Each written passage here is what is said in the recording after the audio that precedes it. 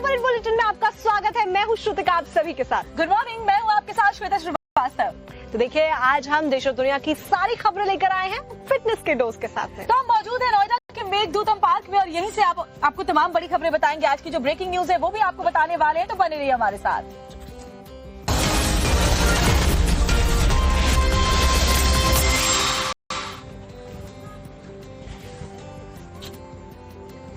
और बड़ी खबर के साथ शुरुआत करेंगे। लोकसभा में ऑपरेशन सिंदूर पर आज भी चर्चा होगी। दोपहर 12 बजे केंद्रीय गृह मंत्री अमित शाह इस पर बोलेंगे। तो ऐसे में हंगामे के आसार जताए जा रहे हैं। बीते दिन भी लोकसभा के अंदर जबरदस्त हंगामा देखने को मिला है और ऐसे में ऑपरेशन सिंदूर पर चर्चा के दौरान आज 5 बजे राहुल गांधी, जो कि नेता प्रतिपक्ष है, उनको भी समय दिया गया है।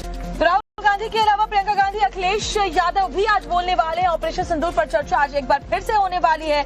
विपक्ष के आरोपों का जवाब आज सबसे पहले केंद्रीय गृह मंत्री अमित शाह देने वाले हैं। तो आपको बता दें कि ऑपरेशन सिंदूर के लिए 16 घंटे का समय लोकसभा में निर्धारित किया गया है और बीते दिन से ही ऑपरेशन सिंदूर के ऊपर चर्चा शुरू हो गई है, जो कि आज जारी रहनी है।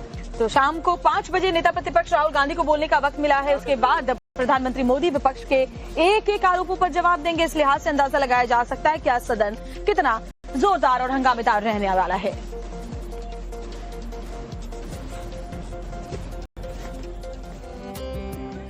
ऑपरेशन सिंदूर के ऊपर रक्षा मंत्री राजनाथ सिंह की तरफ से बीते दिन चर्चा की गई। उन्होंने एक एक डिटेल दी, ब्यौरा दिया और ये भी बात सामने रखी कि अगर भारत को कोई परेशान करेगा तो भारत चुपचाप नहीं बैठने वाला है। उन्होंने ये बात भी कही कि बिना किसी दबाव के जो हमारा राजनीतिक तंत्र है वो काम करता है। उन्होंने कहा विपक्ष को सवाल पूछने चाहिए, लेकिन ऐसा लगता है कि विपक्ष सवाल पूछना नहीं चाहता। उसे सरकार पर दरअसल कोई भरोसा ही नहीं है।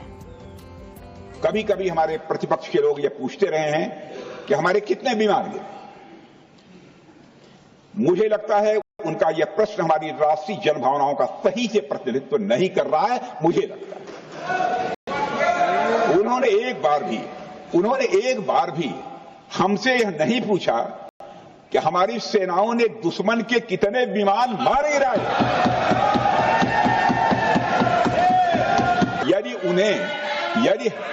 यदि उन्हें प्रश्न पूछना ही है अध्यक्ष महोदय, तो उनका प्रश्न यह होना चाहिए, क्या भारत ने आतंकवादी ठिकानों को तबाह किया? तो उसका उत्तर है हाँ।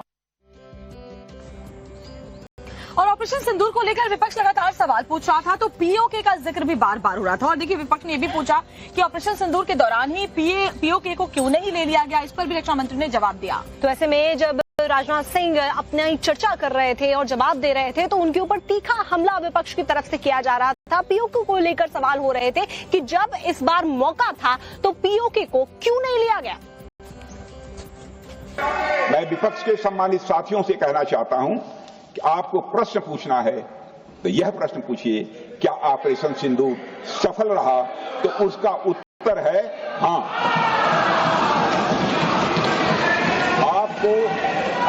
आपको प्रश्न पूछना है तो यह प्रश्न पूछिए कि जिन आतंकियों ने हमारी बहनों, हमारी बेटियों का सिंदूर मिटाया, क्या हमारी सेनाओं ने ऑपरेशन सिंदूर में उन आतंकियों के आकाओं को मिटाया? तो इसका उत्तर है हाँ। और आपको प्रश्न पूछना है तो यह पूछिए कि इस ऑपरेशन में क्या हमारे जाबाज सैनिकों को कोई क्षति हुई है? तो उसका उत्तर है नहीं।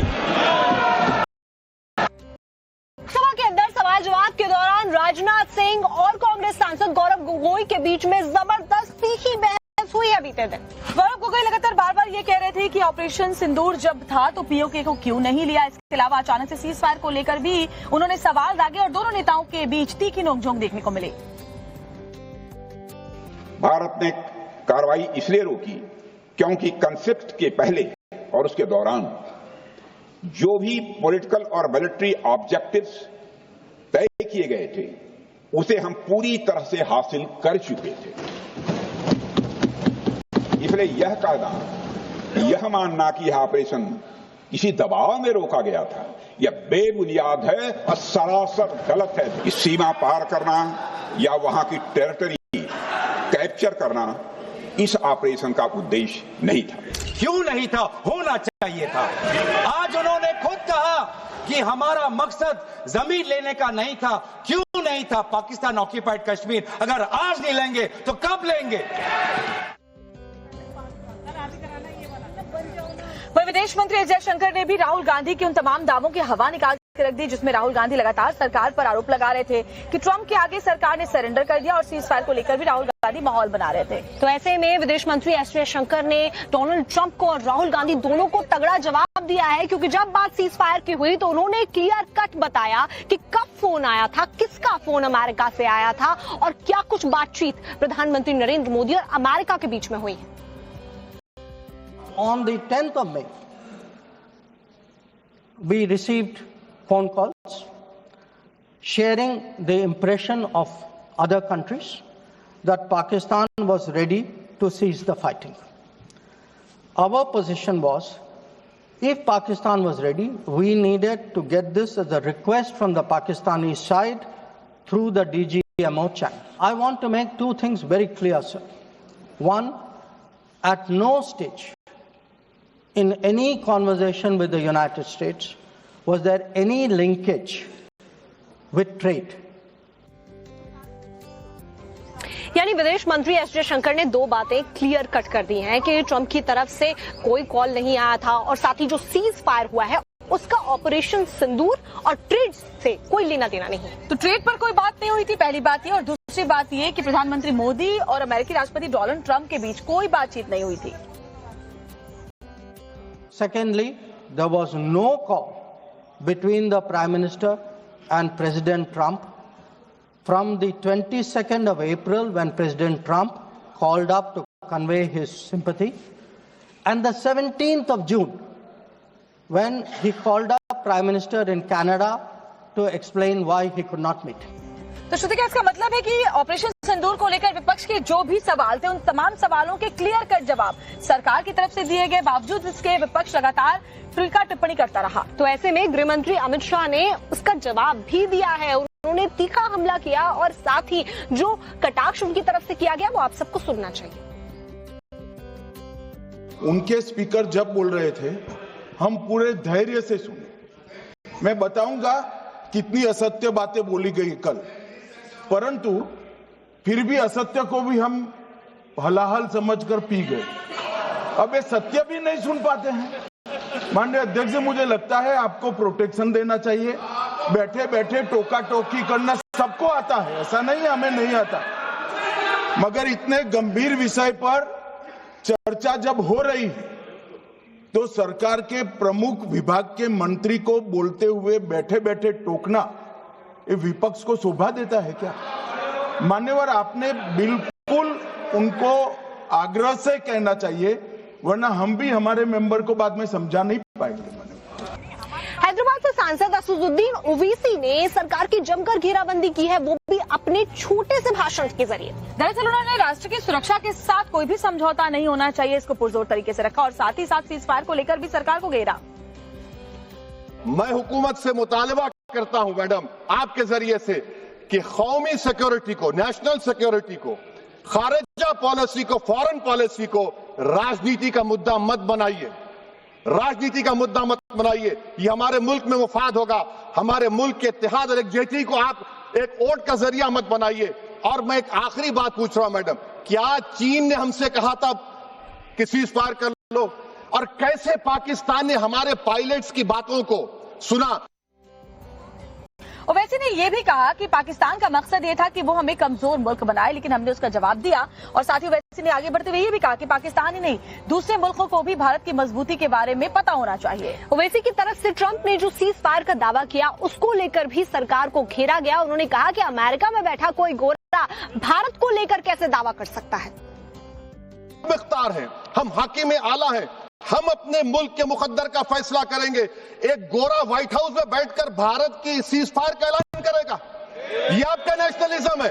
अफसोस होता है मुझे सर। मैडम मैं आपसे पूछना चाह रहा हूं कि अगर एक चचा सैम ऐलान कर रहे हैं तो हमारी फौज पर क्या असर पड़ा होगा, हमारे उन पायलटों पर क्या असर पड़ेगा जो नहीं मालूम कितनी ऊपर आसमानों पर भारत की हिफाजत कर रहे हैं। वो नेवी का सिपाही जो समंदर में खड़ा हुआ है, उसको यह नहीं मालूम हो रहा है कि मेरा प्रधानमंत्री ऐलान नहीं किया, एक गोरे ने ऐलान किया।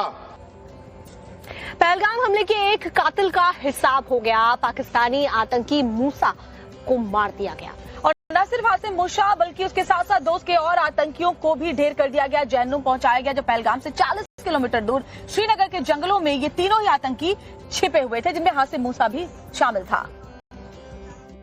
मारे गए दहशतगर्दों की ये वो आखिरी तस्वीर है जिसे हम हूबहू नहीं दिखा सकते, मगर इन आतंकियों के पास मिले तबाही के वो बारूदी सामान देखिए जिसे साथ लेकर ही चल रहे थे।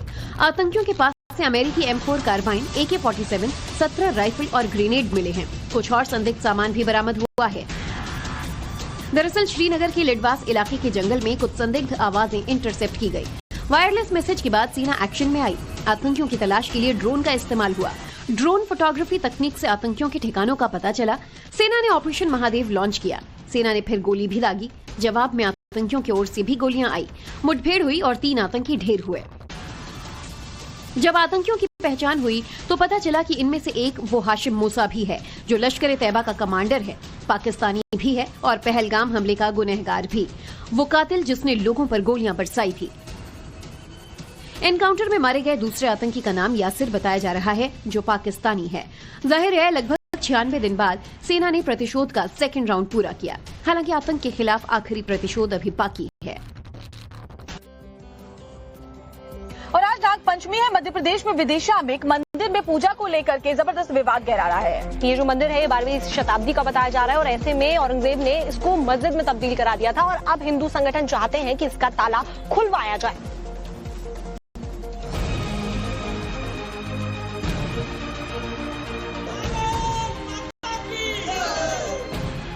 मध्य प्रदेश में विदिशा में मौजूद ऐतिहासिक विजय मंदिर एक बार फिर सुर्खियों में है। नाग पंचमी पर हर साल यहाँ पूजा होती है, लेकिन मंदिर का ताला नहीं खुलता है। अब हिंदू संगठनों ने इसे आस्था का अपमान बताते हुए प्रशासन से मंदिर का ताला खुलवाने की मांग की है। विदिशा का विजय मंदिर, जिसे सूर्य मंदिर और बीजा मंडल के नाम से भी जाना जाता है, वर्षों से पुरातत्व विभाग के संरक्षण में है, लेकिन हर साल नाग पंचमी पर यहाँ विशेष पूजा होती है, लेकिन मंदिर का ताला बंद ही रहता है। विजय मंदिर जो कि नाग पंचमी पर हम लोगों की मांग है कि उसे खोला जाए। हम तो मांग बहुत समय से कर रहे हैं कि वो हमेशा खुला रहे, क्योंकि सबकी धार्मिक आस्थाएं जुड़ी हुई है। सनातन श्री हिंदू उत्सव समिति और सकल हिंदू समाज ने इसे धर्म का कुठाराघात बताया है। इन संगठनों ने कलेक्टर और SP को ज्ञापन सौंपकर मंदिर को स्थायी रूप से खोलने की मांग की है। आज सकल हिंदू समाज ने एक ज्ञापन दिया है, जो पिछली बार भी हम लोगों ने मांग करी थी कि ताला खोलकर पूजा हो।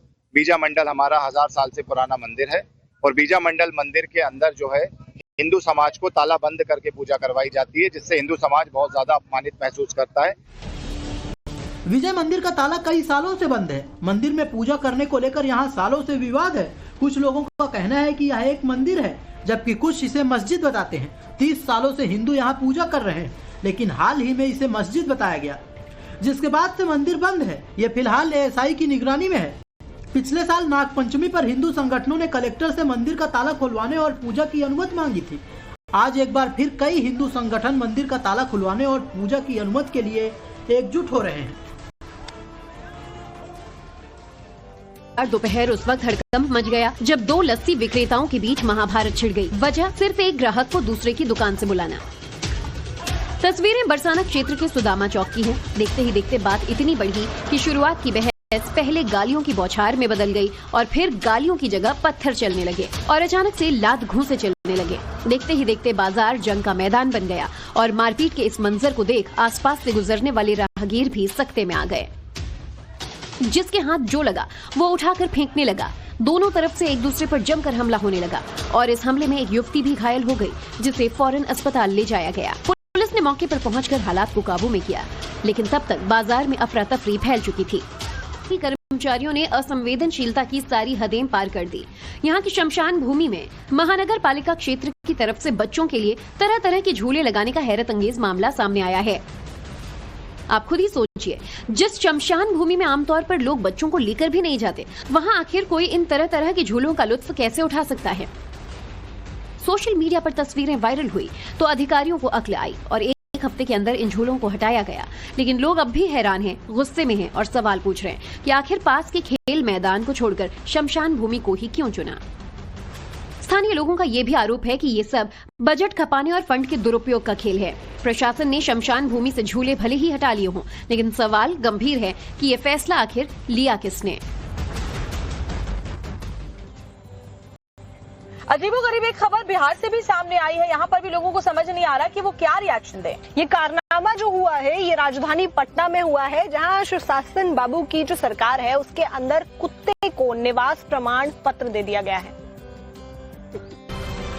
नाम डॉग बाबू, पिता का नाम कुत्ता बाबू और माता का नाम कुतिया देवी। जी हाँ, सुशासन बाबू के बिहार में अब कुत्तों को भी निवास प्रमाण पत्र मिलने लगा है। इस सर्टिफिकेट पर नजर डालिए, जिसमें कुत्ते का पता मोहल्ला काउलीचक, वार्ड नंबर 15, नगर परिषद मसौड़ी लिखा है। ये कोई मजाक नहीं, बल्कि आरटीपीएस पोर्टल से सत्यापित राजस्व पदाधिकारी मुरारी चौहान के डिजिटल हस्ताक्षर वाला ऑफिशियल सर्टिफिकेट है। बाकायदा सर्टिफिकेट का नंबर भी दिया गया है। यूं तो आम आदमी को निवास प्रमाण पत्र के लिए महीनों चक्कर काटने पड़ते हैं, कागज, आधार, फोटो और फिर अफसरों की मेहरबानी। लेकिन डॉग बाबू को देखिए, एक झटके में सर्टिफिकेट हासिल कर लिया। ऐसे में सवाल यही है कि क्या मसौढ़ी अंचल कार्यालय में अब कुत्तों की भी गिनती शुरू हो गई है, या फिर ये सिस्टम की वो डिजिटल क्रांति है जहां इंटरनेट का कनेक्शन किसी और के हाथ में था। प्रथम दृष्टया जो प्रतीत होती है कि किसी ने एक मजाक के तौर पे इस तरीके का आवेदन अपलोड कराया है, और अभी ये किस तरीके से मतलब आया था, किस तरीके से ये बना है, इसकी अभी जांच चल रही है। जांच के बाद आप लोगों को पूरी डिटेल बताई जाएगी। अभिषेक कुमार भले ही फिलहाल इसे मजाक बता रहे हैं, जांच कराने की बात कह रहे हैं, लेकिन अंचल कार्यालय के सूत्रों की माने बिना राजस्व पदाधिकारी के डोंगल के किसी प्रमाण पत्र पर डिजिटल सिग्नेचर हो ही नहीं सकता। ऐसे में सवाल उठना लाजमी है कि डोंगल किसने और कैसे इस्तेमाल किया, और अगर मजाक में कुत्ते को सर्टिफिकेट मिल सकता है तो फिर सोचिए सुशासन बाबू के बिहार में मजाक में और क्या क्या मुमकिन है। गुजरात के सूरत में एक बार फिर से रफ्तार का कहर देखने को मिला है। एक काले रंग की कार आती है, बाइक सवार को रौंदती हुई वहां से गुजर जाती है। दिल दहलाने वाले इस तस्वीर को आप भी देखिए। तेज रफ्तार का कहर देखिए, सीसीटीवी में कैद हुई ये तस्वीर देखिए।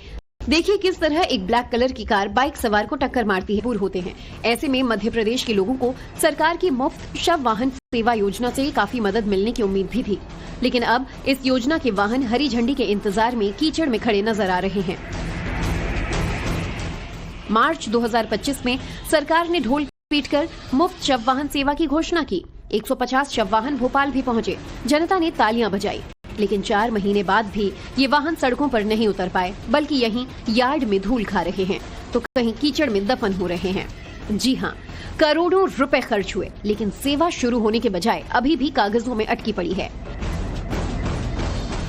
ऐसे में सवाल यह है कि आखिर क्यों इतने पैसे खर्च कर खरीदे हुए शव वाहन खराब होने को मजबूर हैं? आखिर वजह क्या है कि इनकी शुरुआत नहीं हो पा रही?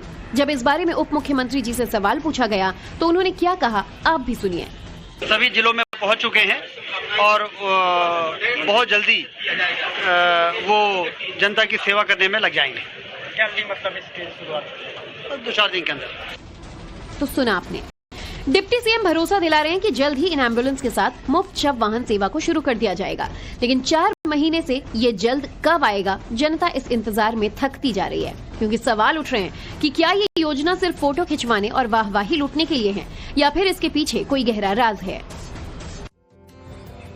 श्रुतिका, हैरानी की बात तो ये है ही कि सड़कें इतनी खस्ता हालत है, लेकिन उससे भी ज्यादा हैरान और परेशान करने वाले वो बयान है जो इसे लेकर सामने आते हैं। बिल्कुल, और अब जो बयान सामने आया है वो बीजेपी विधायक प्रीतम लोधी की तरफ से आया है और इसकी वजह से वो एक बार फिर सुर्खियों में आ गए हैं।